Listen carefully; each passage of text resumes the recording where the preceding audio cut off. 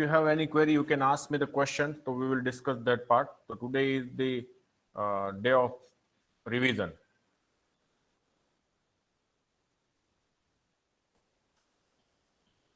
Okay, sir. So we have started with, we know the linear regression models where we have, let us say, beta 0 plus beta 1 x plus epsilon. Here we, in linear regression model, we assume that epsilon having the normal with mean 0 and constant variance sigma square, and they all are independent. Okay, if you say I, then I running from 1 to n, and this is the I, yi. Beta 0 is the intercept parameters, and beta 1 is a slope parameter. Y is a dependent variable, and x is a independent. Okay, so this is nothing but the concept of a simple linear regression models. If you add the more regressor, let us say beta 0 plus beta 1 x1i plus beta 2 x2i plus up to beta p xpi plus epsilon I, where yi is a dependent variable, beta 0 is intercept, beta j running from 1 to p are said to be a partial regression coefficients. X1, X2, Xp are nothing but the regressors. The relation between y and x are linear in parameters. So we call them, it is a multiple linear regressor. Here again the assumption is the epsilon is the normal independent with mean 0 and sigma square. Further, we assume that the epsilon and x are orthogonal to each other. That means they are linear, they are independent of each other. Okay. So this is the concept of the multiple linear regression, and to obtain the estimate of parameters, we apply the least square estimation method. Okay. And then we perform the testing of several parameters using the f-test, testing of individual regression coefficient using the t-test. Okay, and then we finally develop the models. After development models, we have seen the goodness of fit criterion.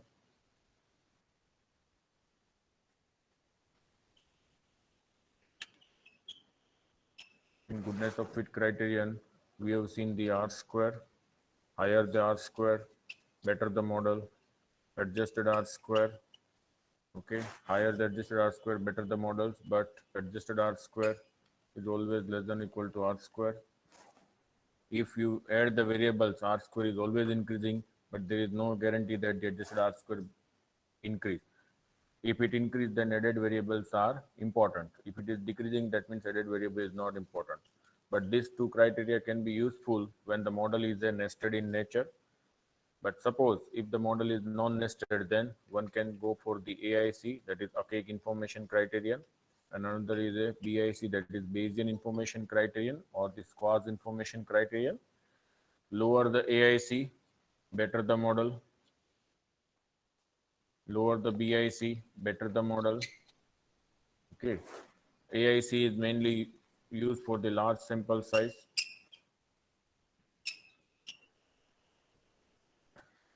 And BIC is used for the small sample size. To compare both two models, we see that wherever the AIC and BIC are lower, the model is good. And the fifth we have seen, it is the Mallows CP criterion. Lower the value of CP, or especially CP equal to P, then we see that the corresponding subset of regressor is selected. So it is also known as a test of subset of regressors.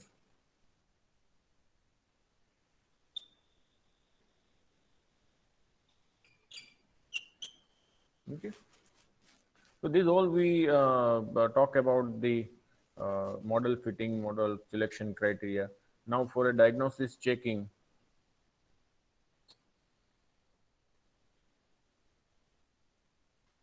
of residuals, you calculate the residuals. Residuals is nothing but EI, that is the observed value minus estimated or predicted value. Second, you obtain the standardized residuals, that is the Z. It is EI upon sigma. Sigma is not known, so we substitute by the MSE. Okay. Then third is nothing but the studentized residuals, that is the TI, that is EI upon TI, sorry, it is RI. It is a 1 minus HII into MSE. Then you calculate the R student residuals, that is the TI, and it is nothing but EI upon 1 minus HII into SI square root of SI square. You can also calculate the press residuals. It is nothing but the EI, and that is nothing but EI upon 1 minus HII square root of, I think. Okay. You can also calculate the standardized press residuals.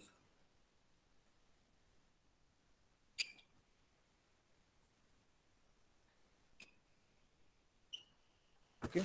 So you will make the several residuals, and after making the residuals, you see that if any one of the residuals, absolute value of any of residuals exceed 3, then we say that ith observation is outlier. Then you will draw the plots. We call them as the residual plots. That is, first you can draw the normal probability plot.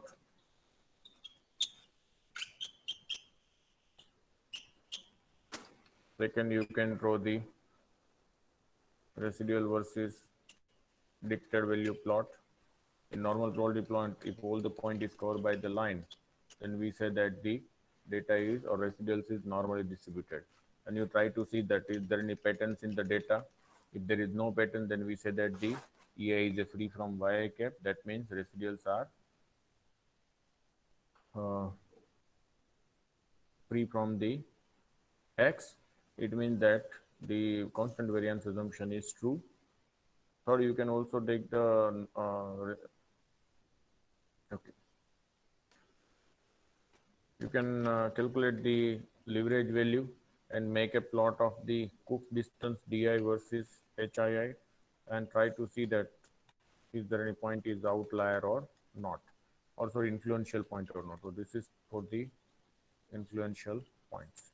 And how to obtain the HII? HII is nothing but you have to just calculate the Hett matrix, and you take the diagonal value of Hett matrix, which is giving the leverage value, and that is nothing but x dash x inverse x dash. Okay. This is all about the regression theory when we talk about the epsilon having the normal distribution. So what happens if your response is categorical? If response is ordinal, that is categorical means nominal. And if your response is a non-normal.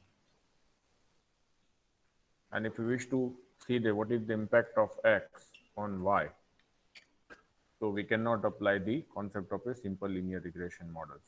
So we try to see that if suppose Y having the distribution, let us say it is a f of x, f of phi theta phi, and that is nothing but the exponential family of distribution. This is nothing but EFD, whose density is written as f of y theta phi is equal to exponent of y theta minus b of theta upon a of phi plus c of y phi. Okay, so where theta is nothing but the natural parameters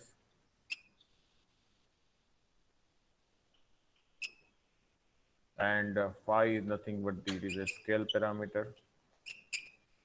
B, A and A, B, C are some function.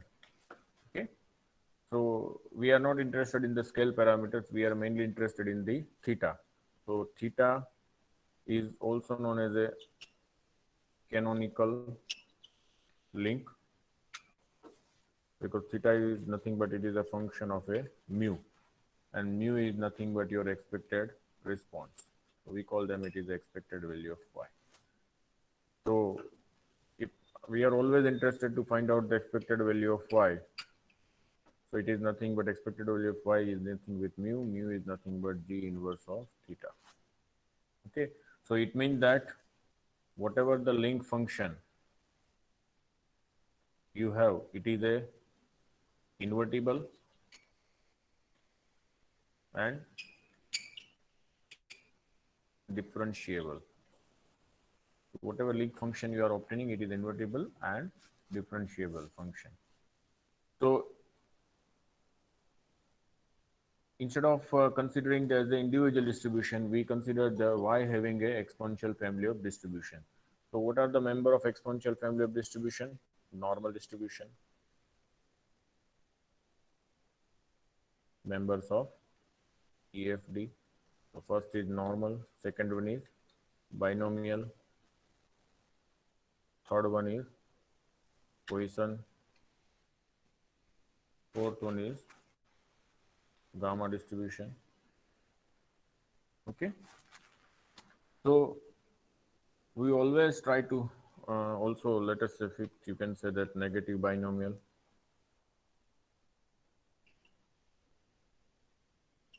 Okay, inverse Gaussian.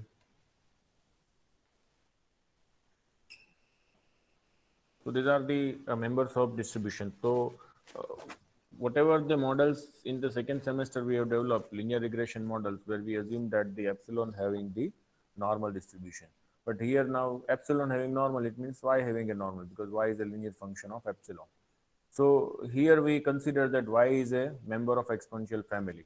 So in exponential family, this all distributions are covered. So instead of making the classical linear regression models, we try to generalize the linear models on the line of a classical linear model. So it is known as a generalized linear model. And this concept of generalized linear model was given by the Nelder in 1972. And then later on, Nelder and Megula has written a research monograph of a generalized linear models. So based on this particular, when you say that generalized linear models, so if you talk about the binomial distribution, y having a binomial distribution, that means y has the two outcome. It has the binary distribution response, and if the trials are more, with the probability of the expected value of y is mu, okay, then the y follows the Bernoulli distribution, and if the trials are more than one and each trial the probability of success remain the constant, then we call them as a binomial distribution. Sum of the binomial Bernoulli is a binomial, and we compare with the binomial PMF with, so that you consider this mu raised to y with 1 minus mu raised to n minus y. With exponential family of distribution, you will get the link function theta equal to log mu upon 1 minus mu. We call them as a logic link. And b theta, you will get some function of b theta, and phi is n. Okay, so a phi is 1 by n, something like. You have obtained this all the form. So Here you can say that what is the mu? Mu is nothing but e raised to theta upon 1 plus e raised to theta.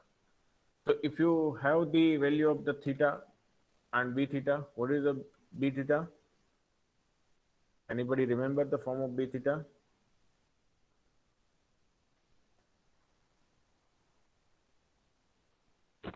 log 1 minus mu. Log 1 minus mu, is 1 it? minus mu. A minus of log 1 minus mu. Sir, Okay, that minus log. okay. So if you know the theta and beta, you can easily find out the b dash theta, and b dash theta is nothing but expected value of y, and b double dash theta is nothing but the variance function of mu. So what is the variance of y? The variance of y is nothing but a of phi into variance function of a mu. Okay, so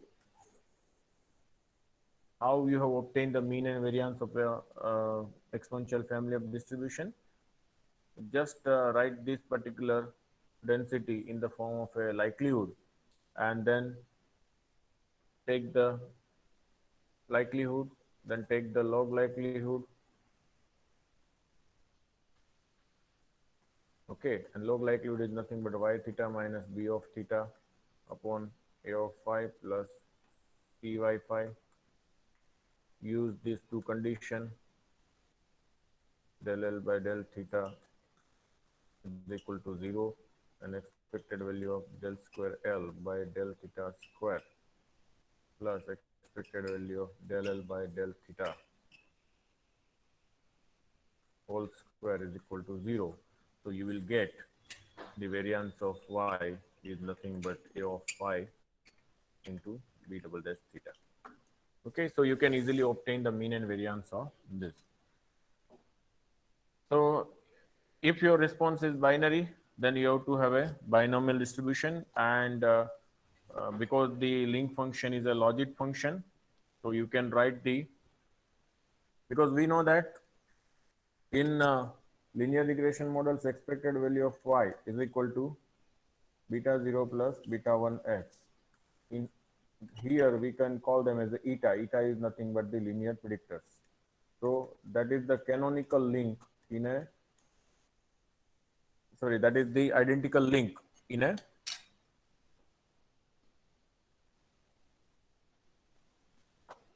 normal distribution. But suppose if you are comparing this, so here in a binomial case, the mu is nothing but it is a probability whose range is lies between 0 to 1, and this is a linear predictor whose range is lies between minus infinity to infinity. So you have to make some transformation into the probability so that that transform value is converged to the real line so that you can compare. So we say that theta equal to ln mu upon 1 minus mu is nothing but now on a real line, so we can compare with eta, and that is nothing but our binary logistic regression model.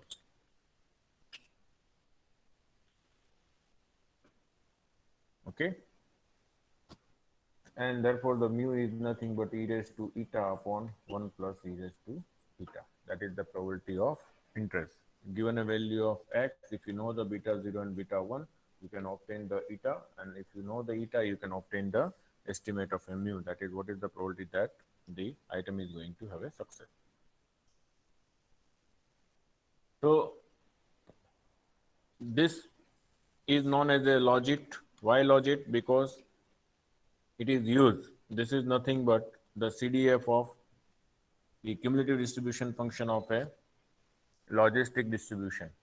Okay, that is how this link is known as a logit link, and mu upon 1 minus mu is known as a odds ratio. And the range of odds ratio is always lies between 0 to infinity. If you take odds ratio equal to 1, which means that probability of success and probability of failures are equal. Okay, if odds ratio is greater than 1, that means the probability of success is higher than the probability of failure. success, probability of success, and this is the probability of failure. Okay, so you can say that the odds ratio is greater than 1 compared to reference, you can have the more probability of success. That success may be anything that you have to take decision while deciding the variable. Okay. And in other way, if you find the odds ratio from the models, so you can find the adjusted odds ratio from the model as e raised to beta 1. This is said to be adjusted odds ratio. But when it is adjusted ratio, odds ratio, when other regressors are present. In simple binary logistic regression, odds ratio and adjusted odds ratio both are the same. There is no change in that. Okay. Now, suppose your y having the multinomial trials. Y takes any value from 1 to j. So that means yi j takes value 1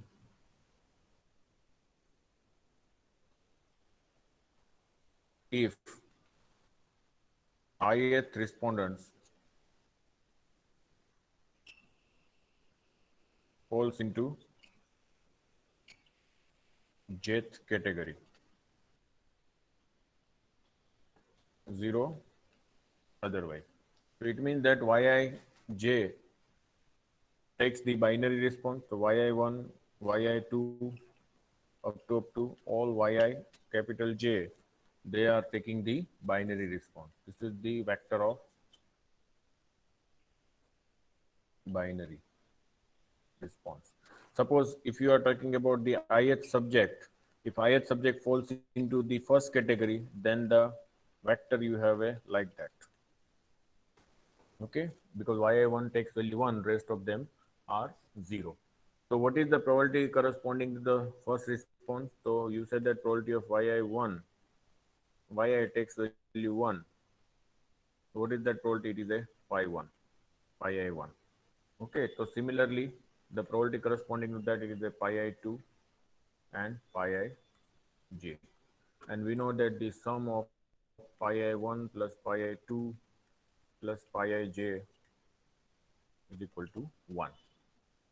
So here we say that the response categories are purely nominal in nature. They are categorical in logit model. Categorical. So now if I wish to develop the models, because response are multinomial, so I may require the multinomial models. Okay. And what is the probability of yi takes value 1 up to yi takes value j is nothing but pi I j raised to yij, j equal to 1 to capital J. Okay.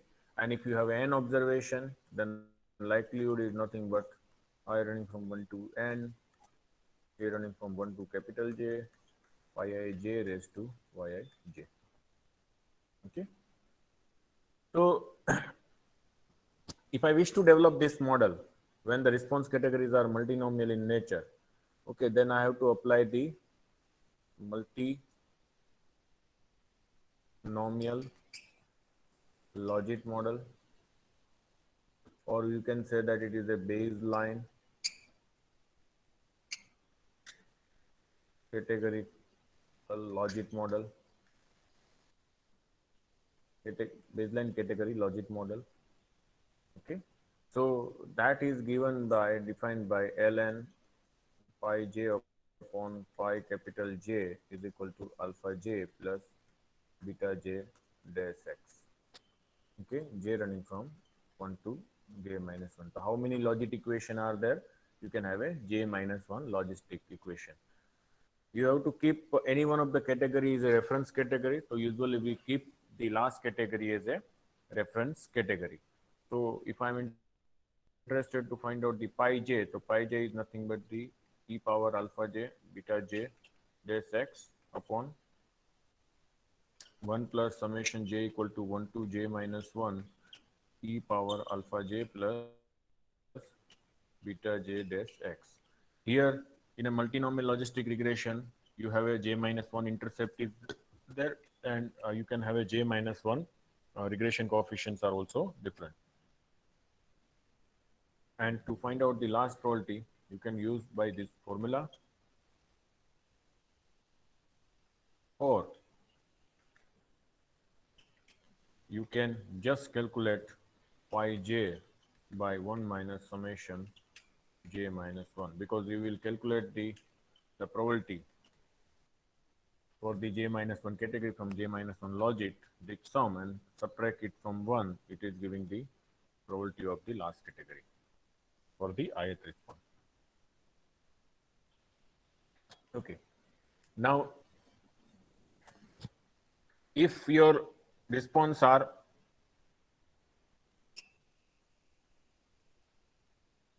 ordinal, so in ordinal response, of course, the categories 1, 2, 3, J categories are that, but they have the some connection. They are ordinal in nature. That means second category depends on the first, third depends on the first and second, likewise. So when the category have the some magnitude of association property, then we cannot use the multinomial logit regression, because we have the extra information, they are ordinal in nature. So to deal with that, we will apply the, instead of the probability, we will calculate the cumulative probability.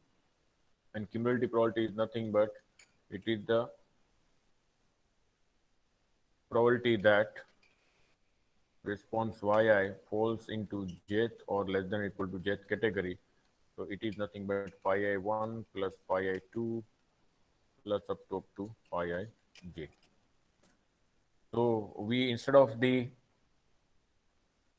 individual probability, we develop the logit model for the cumulative probability, and that is nothing but the theta j minus beta dash x. Okay, here j equal to 1 to j minus 1. Why j minus 1? क्योंकि last में क्या आ जाएगा, 1 minus capital J minus 1, that is the pi j. Okay, so theta j is nothing but intercept parameters, and beta is nothing but the slope coefficient. In cumulative logistic models, only the intercept is changing, the regression coefficient remains the same, and therefore it is also known as a parallel regression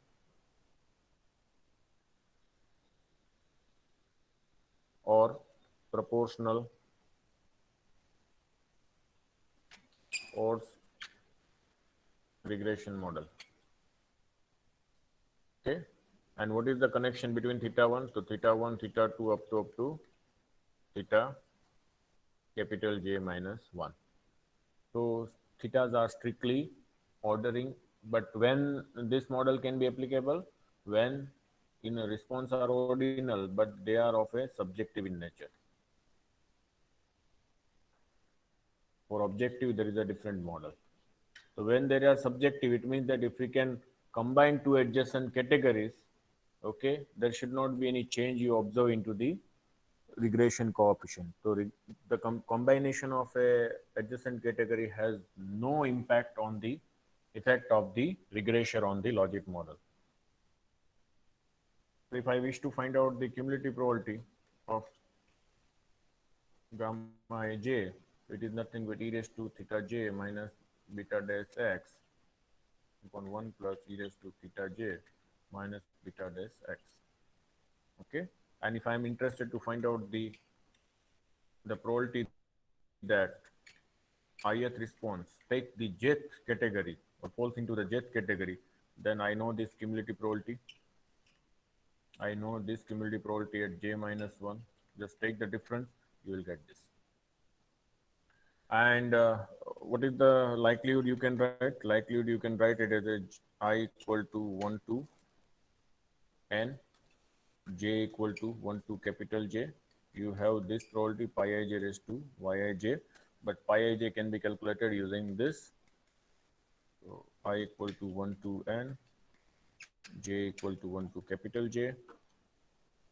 What is pi ij? Pi ij is nothing but gamma ij x minus gamma ij minus 1x raised to yij.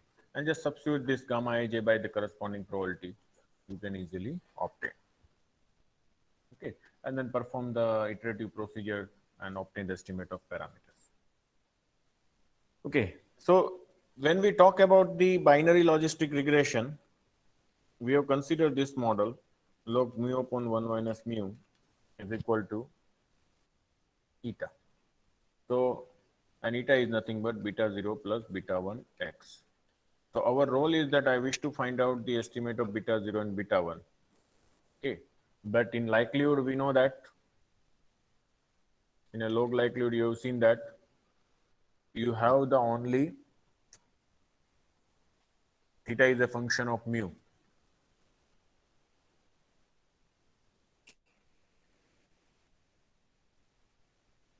Okay, so anyhow, we have to use, because we know that theta equal to log 1 minus mu. So we have to substitute e raised to eta upon 1 plus e raised to eta into this log likelihood. And when the eta is there, of course, the eta contain beta 0 and beta 1, then just take the del L by del beta 0, calculate the del L by del beta 1. This is, we assign them as a S core function. Then we take the second derivative del L by del beta 0 square, del square by L by del beta 0, del beta 1, del square L by del beta 1, del beta 0, and del square L by del beta 1 square. We call them as a Hessian matrix. So given a value of score and Hessian, we can apply the Newton-Raphson method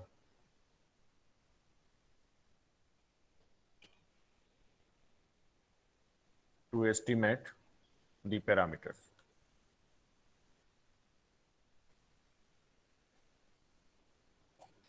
And you can apply the something like the beta cap nu is equal to beta cap old plus H inverse into S, and that all calculated beta old. Is it right or any mistake? I think we have taken minus side inside, so it is a plus. Okay, so and if the successive difference beta cap new and beta cap old, and the sum is less than epsilon, stop iteration and we get the final estimate. But to start the iteration, we require the initial estimate. So initial estimate is just obtained by regressing y on x to least square estimator. And once you get the estimate of beta, call beta 0, okay, or B0, we call them as B0. Then we can calculate the eta. Eta cap is nothing but estimate of beta 0 is beta 0, and estimate of beta 1 is a B1x. So you can calculate this eta 0. And likewise, once you get the eta 0, you can calculate the mu 0 by using this formula. Okay, likewise you can. Another way of obtaining the estimate of parameter is the iteratively reweighted least square method. IRLS. Okay, iteratively reweighted least square methods. In iteratively reweighted least square methods, we are calculating two things. One is Z. Z is nothing but adjusted dependent variable of function of y. It is a function of y. It is a d eta by d mu, eta plus y minus mu d eta by d mu, and the corresponding weight function is d eta by d mu square into v. Okay, so v or v inverse, I think it is a v. Okay, so just if you have the initial value of this mu, you can calculate the initial value of d eta by d mu. Okay, and substitute here, you will get the initial value of z, and you can get the weight. Then just regress the z on the x, you obtain the new estimate of beta, called the beta 1, obtain the corresponding eta 1, obtain corresponding mu 1, obtain corresponding d eta by d mu at 1, and then you calculate the z1 and again regress on that. Keep on obtaining. You will get the second estimate see the successive difference between beta I plus 1 estimate of ith iteration is less than epsilon, stop the iteration, the ith estimate obtained at the iteration is the final estimate. So once we have the estimate, we are interested to find out the variance of B, and variance of B is nothing but sigma square x dash W x inverse. Okay. So if we know the, and if, because we are considering the likelihood approach, the sigma square is 1, so variance of B is nothing but x dash W x inverse. So we have obtained this, all the things. Now we are going for the testing of parameters. So to perform the testing of parameters, what we do, we, or you can say that before going over the testing of parameters, whether the model is good or not, so we calculate the deviance.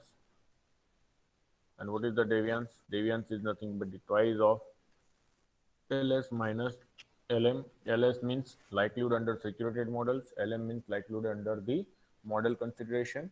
And if the value of the deviance, okay, it has the chi-square distribution with degree of freedom, that is the number of observation minus number of parameters.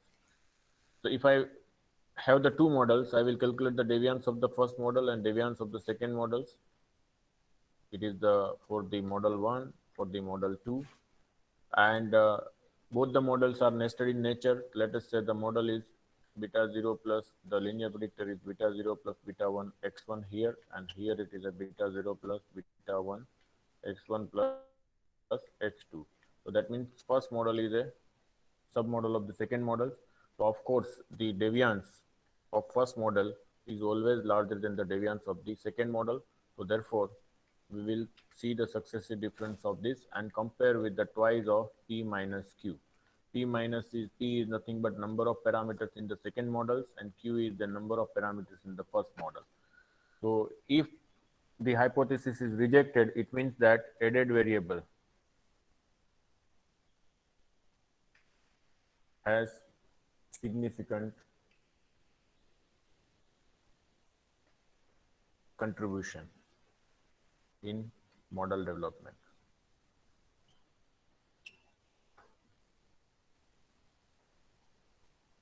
Okay.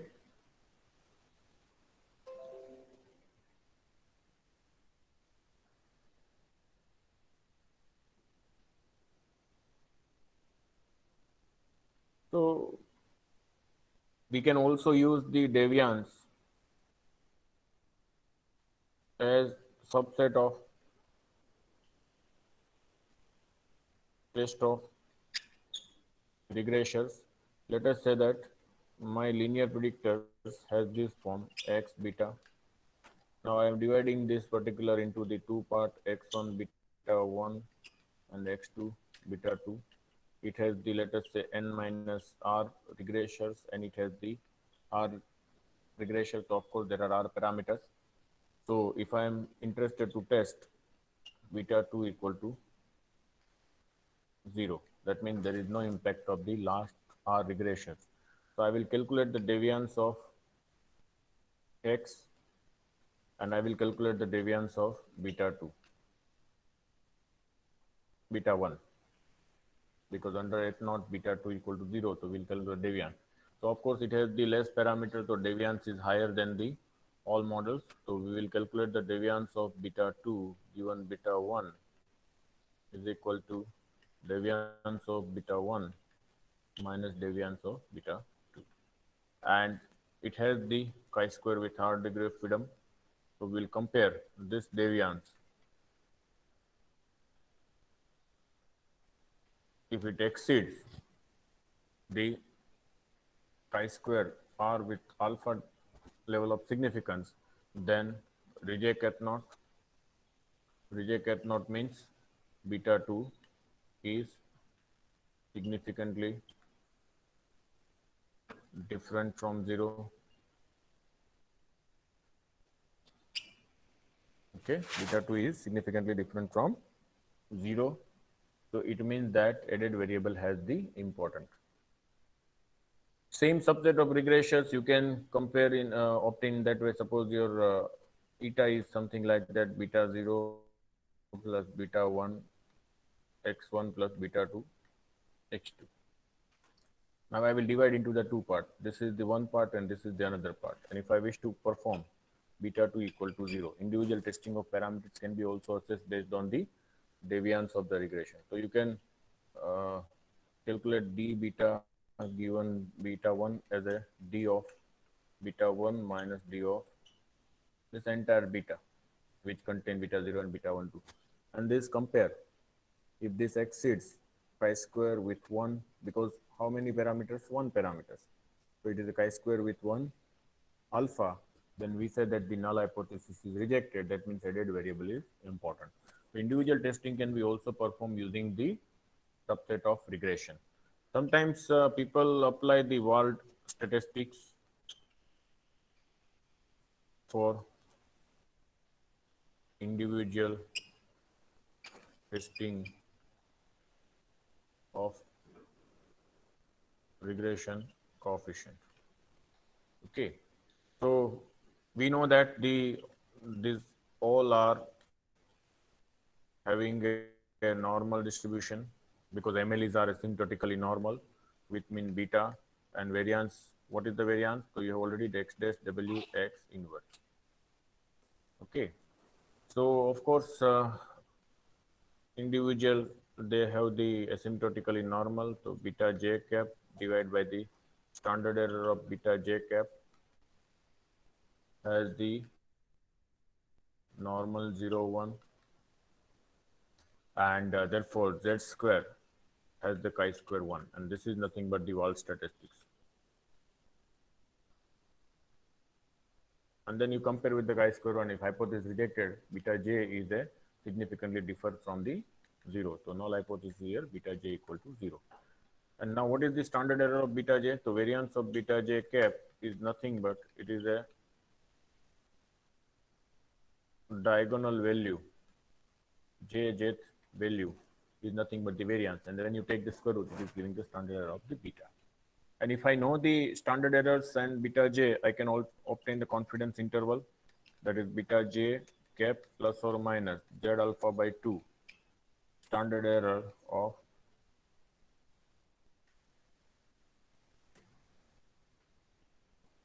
beta j cap. If I am interested to find out the odds ratio, because I know the odds ratio is nothing but odds ratio for the jth regression coefficient e raised to beta j. So if the confidence interval for odds ratio of j is nothing but e raised to beta j minus z alpha by 2 standard error of beta j cap, that is the goal giving the lower bound. And what is the upper bound? It is a e raised to beta j cap plus z alpha by 2 standard error of beta j cap. It is the upper bound. You can suppose given a value of x 0, you wish to predict the confidence interval for the eta 0. So what is the eta 0 cap? Eta 0 cap is nothing but x0 dash into beta cap. So variance of eta 0 cap is nothing but x0 dash variance of beta cap into x0. So that is x0 dash variance of beta is x dash w x inverse x0. Okay, so to obtain the confidence interval is nothing but mu plus or minus, again it is a z alpha by 2 square root of x0 dash x dash w x inverse x0. Okay, so if I'm saying that this minus at the lower bound of eta 0 cap and upper bound of eta 0 cap is nothing but eta 0 cap plus z alpha by 2 divided by square root of x0 transpose x dash w x inverse x0. Then if I'm interested to find out the confidence interval of y or the mu 0, so mu 0 cap is nothing but e raised to eta 0 cap plus 1 plus e raised to eta 0 cap. What is the confidence interval? So just you have this lower limit of mu 0 cap is nothing but e raised to. So you have a, instead of eta 0, you have to write the lower bound of eta 0 cap divided by 1 plus lower bound of eta 0 cap. And upper bound of eta 0 cap is nothing but e raised to upper bound of eta 0 cap divided by 1 plus e raised to upper bound of eta 0 cap. So that is giving the, sorry, it is a upper limit of probability. So this is all we obtain. But again, the thing is, we wish to see that diagnosis checking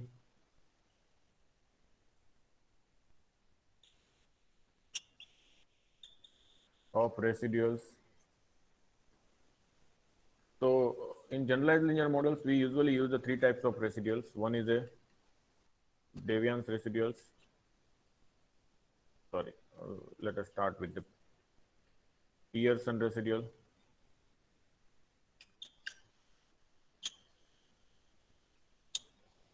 So Pearson residual is nothing but yi minus n into mu I cap upon ni or n into mu I cap into 1 minus mu I cap. Second is a deviance residual. What is the deviance residual? Deviance residual is denoted by the di. Di is nothing but the sine function of yi minus mu I divided by square root of di. Sorry, square root of, sorry, it is not the di, it is a r of di is this. And what is the di? Di is nothing but it is a contribution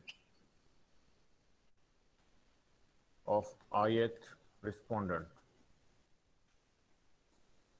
in deviance. Okay, so we know that the d is nothing but the summation di square, r running from 1 to, let us say there are n observations. So that relation we know. Okay, so if the y is greater than mu, RDI takes positive value, y less than mu, it is taking the negative value. And the third one is a Anscombe residual.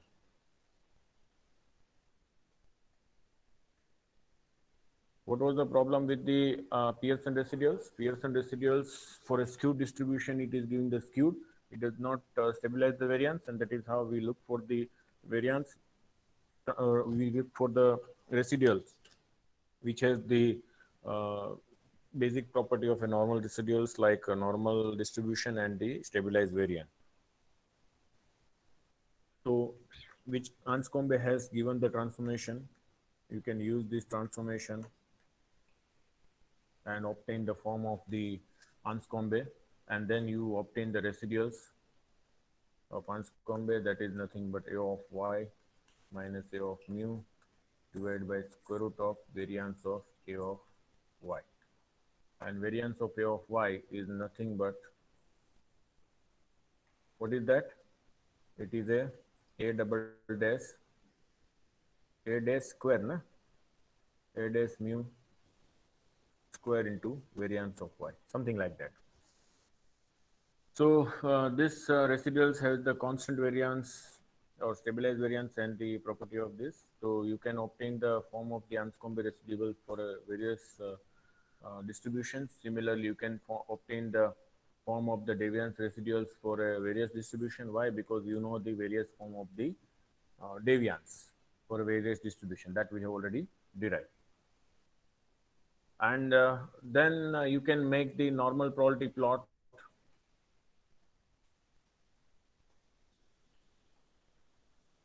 for di, sorry, RDI, and if all the point is covered by the line, then we say that the residuals is normal. Make the plot of RDI versus yi cap and see is there any patterns in there. If there is no pattern, then we say that the variance, residuals has the stabilized variance. to decide the point is the influential point or not, or you can say that to identify the outliers. Of course, you can see that the residual, any of the deviance, any of the residuals is less than equal, it exceed the 3, then we said that the ith point is outlier. But to decide the influential point,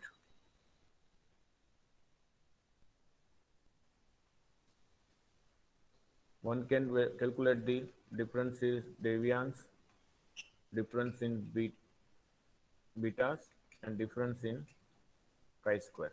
And if any one of them is exceed the 4, either this, or either this, then we say that the ith point is a influential point. And variance of chi-square is nothing but the square of the standardized Pearson residuals. Okay. So these are the way you can take the decision. तो I think जितना भी हमने discuss किया था उसमें से मैंने maximum portion cover कर लिया है. One thing I missed that is prospective study and retrospective study. Prospective study is also known as a follow-up study, cohort study. Retrospective study is known as a